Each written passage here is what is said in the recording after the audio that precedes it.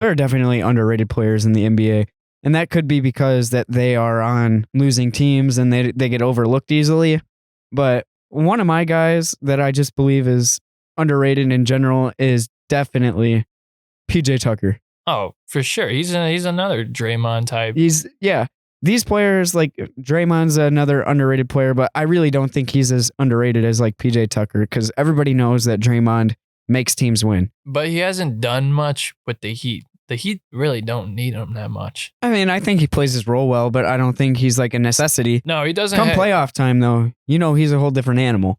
No. So come playoff time, I think that he could be very beneficial. But you look at what he did last year on the Bucks. Come playoff time. No, he was a key piece in that Bucks team, Absolutely. which is why he hasn't been around as much for the Heat, is because they don't really need him that much, and as the role he did on the Bucks. He's outstanding. He plays hard. He shoots the three in the corner as well as anybody in the NBA. He led the league in percentage last year from the corner at damn near 50%.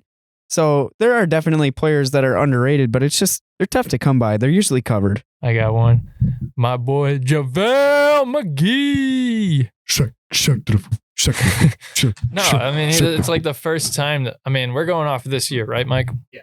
So this motherfucker has been known his whole NBA career for being a dumbass, being a complete fucking idiot, like bouncing the ball off his knees, fucking falling down, tripping over his own fucking feet, throwing a pass across court and throwing it all the way up into the 10th row to.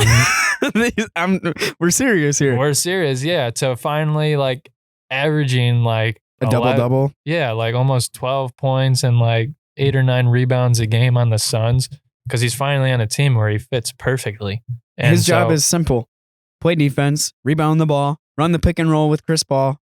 I really think that's a lot of it. He found a system that he's easy to fit into, and I really think that makes a huge difference.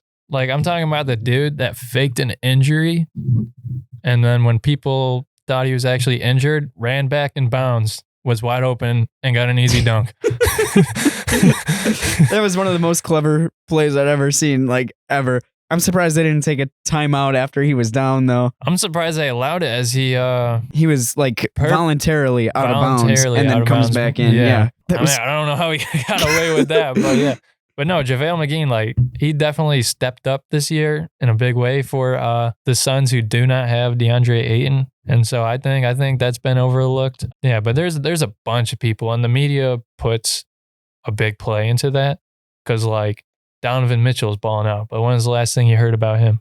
You don't really hear about him. Exactly. I mean, you hear about Gobert more than fucking Donovan Mitchell.